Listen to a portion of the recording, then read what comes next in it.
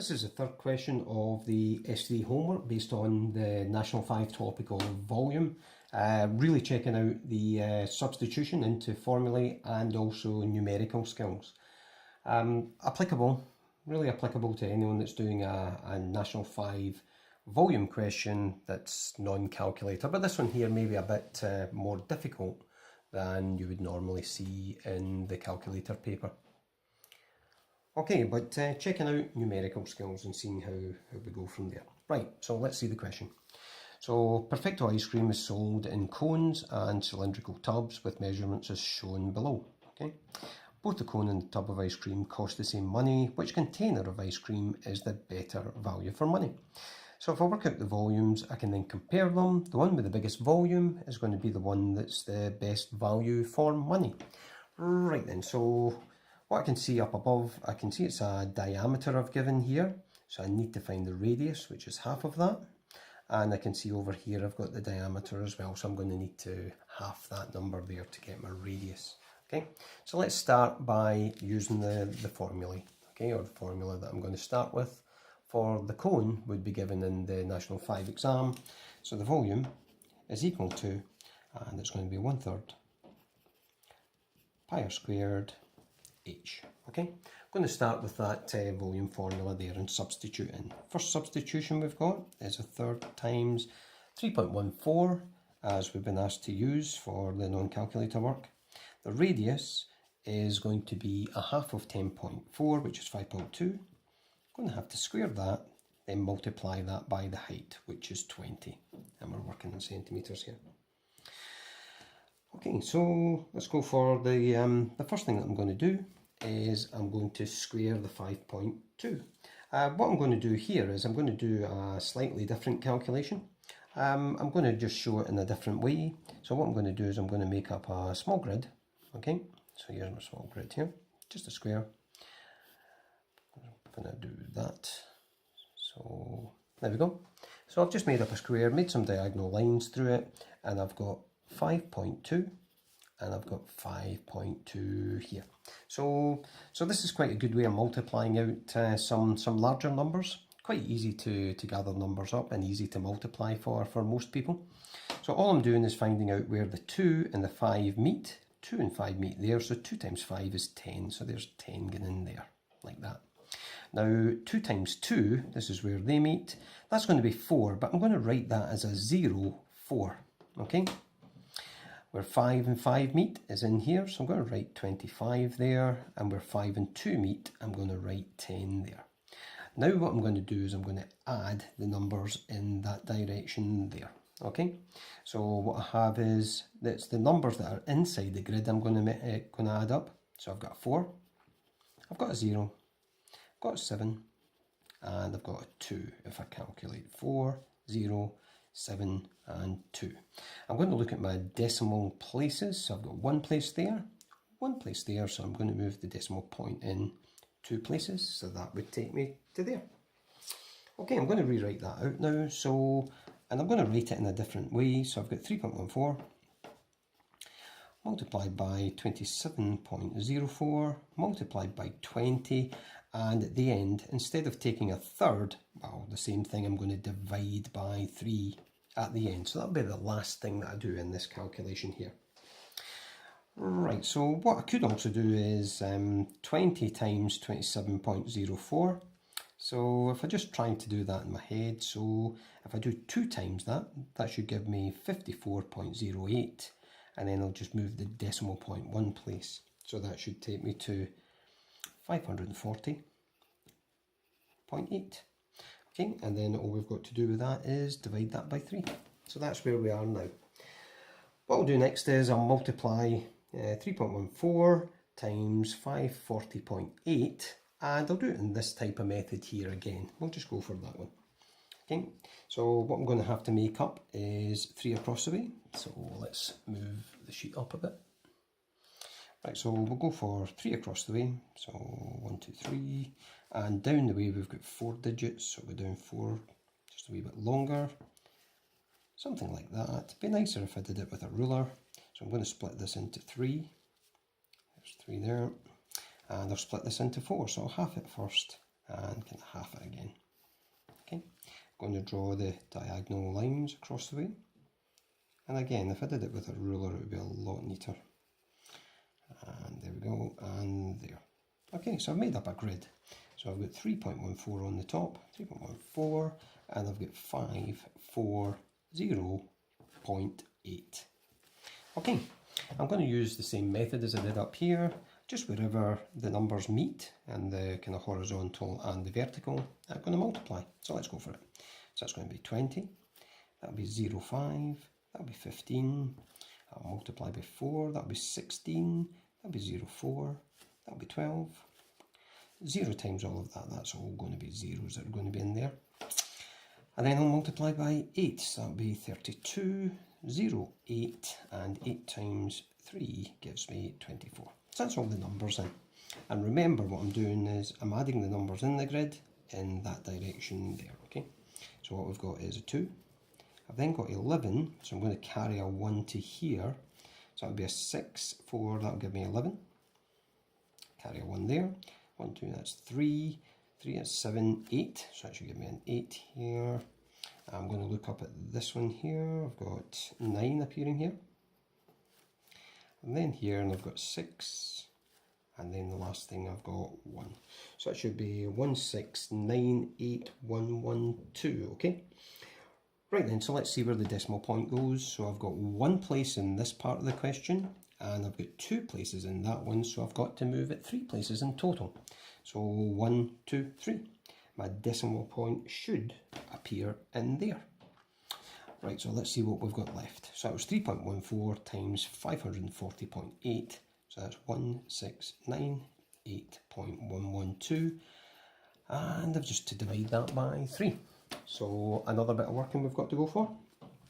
So let's divide it by 3. So 3, we'll divide that into 169.8.112, and we'll just go ahead and do that. Okay, so 3 into 1, 0, 3 into 16, well that's going to give me 5 with 1 over, that'll give me 6 with 1 over, that will give me 6, not carrying anything, decimal point will stay right above it. 3 into the 1 goes 0, carry the 1, that'll give me 3 with 2 over, 3 into that will go 7. I'll just add another 0 in and see how that goes from there. So that went with 1 carrying over, that'll be 3 with 1 carrying over, 3, and that number's going to continue on. So that's what I've got so far. Okay, so if I wanted to round that, I could round it to a certain number of decimal places. So why don't I just kind of round it to about there, okay? That'll give me 566.037. We're dealing in centimetres, so it's cubic centimetres. And that was to 3 decimal places at that point there, okay? Right then, so that's the cone complete. I'm now going to look at the other side, and we're going to look at the ice cream tub, and we're going to work out the volume for that one. Okay, so I'll just draw a line down here. What we'll do is we'll start working on the volume of the tub. Right, so the volume of a cylinder, volume is equal to pi r squared h. Okay, so just different from the cone, just dropping the third and just going ahead to calculate that. So substituting the numbers in, 3.14 times r squared, so that's going to be 5.5 squared, and multiplied by the height, which is 5.8. Okay, so first thing I'm going to do is I'm going to square the 5.5. So I'll start working down about here, okay? So 5.5, same method as this one here. So I'll go for box. I'm going to put the diagonal lines in, like that there. And that's going to be 5.5 and 5.5. And just wherever everything meets, well, I guess they're all going to be 25, aren't they? 25. Then all I'll do is add up in that direction there. So it's going to be 5, that'll be 12, that's going to be 10, and carrying the 1, that'll be a 3. So 3, 0, 2, 5. Decimal point goes 1 place, 2 places in. 1, 2, 2 places in. Right, so what we've got now is 3.14 multiplied by 30.25 times 5.8. Okay. Right, next thing that we'll do, why don't we just do them in order? So we'll just multiply these two out together. And I'm going to just go the normal kind of method, or the method I was taught actually, which is just a more conventional way of doing it. So I've got 30.25. I'm going to multiply that by 3.14. I'm going to leave 3 spaces for 3 lines of working, then I'm going to add them together and see how that works out from there. Right, first line, okay, let's go for 4 times 5 will be 20. That'll be 8, 9, 10. 0 plus a 1.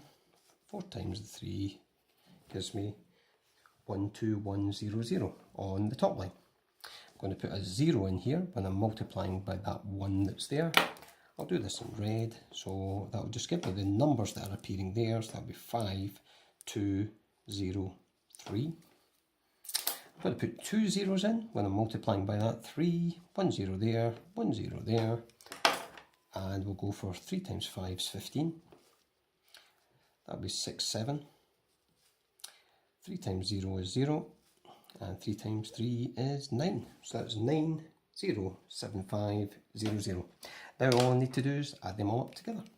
So that'll be 0, 5. I've got 7, 8. 9, 4, 9. And the place where I put my decimal, 1, 2 places, 3, 4 places. So there's 4 places in the question, so 1, 2, 3, 4. So that's going to appear in there, okay? Right, let's write that back up here. So that was 3.14 times 30.25 we did. So that's going to be 94.98 and we're 50. And we're multiplying that now by 5.8. So a bit more complicated than you'll have to do in a non-calculator paper. But remember, we're just testing the numeracy skills that you've got at this moment in time. Right, then the last part that we're going to do is we're going to multiply the line here. So it's going to be 94.9850, and we'll multiply that by 5.8. And again, as you can see, decimal points aren't lined up, so they don't need to be, and we'll just multiply this straight ahead. We could have dropped that 0 off of there. I'm just going to keep it in just for continuity. So 8 zeros, 0, 40. 8 times 8 is 64, 68. 8 times 9, 72, so that'll be 78. 8 times 4, that's going to give us 32, that'll be 39.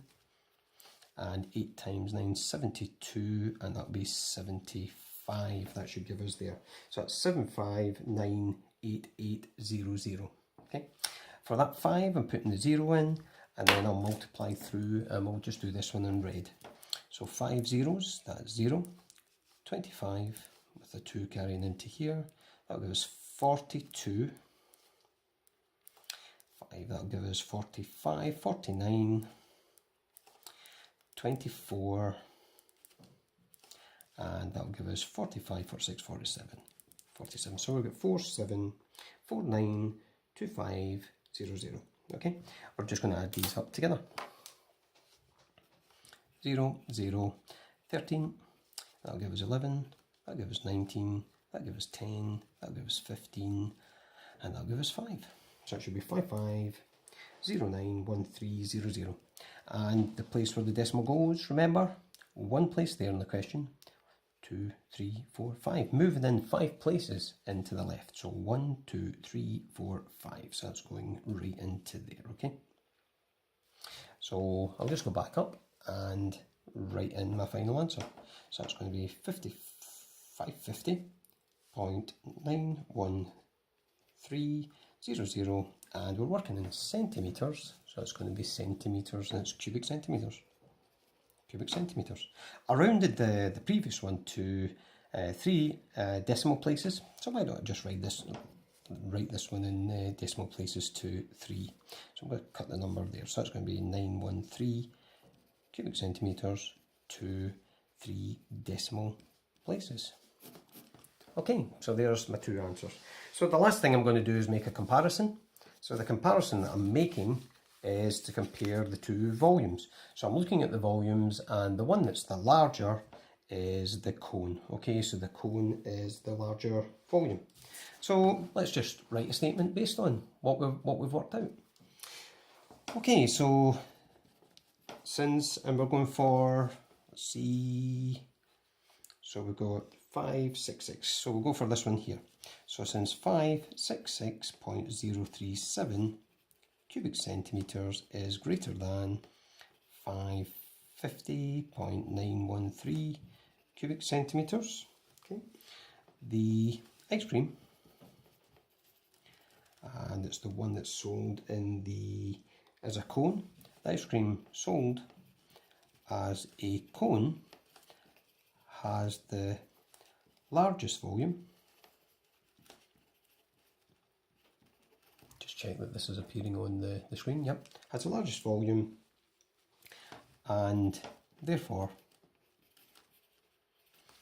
is the best value for money. Okay, so that's me. Performed the calculations, I've made the statement, and from there that should be me complete.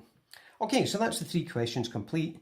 Some of them are a bit more complicated than you'll really need for National 5 non-calculator work. Some of the easier ones that were in the set of 1, 2, 3 will be ones that you may see. But certainly if you can cope with the calculations we've got here, I'm sure you'll cope with any non-calculator calculations that you have to do at National 5. So good luck, okay?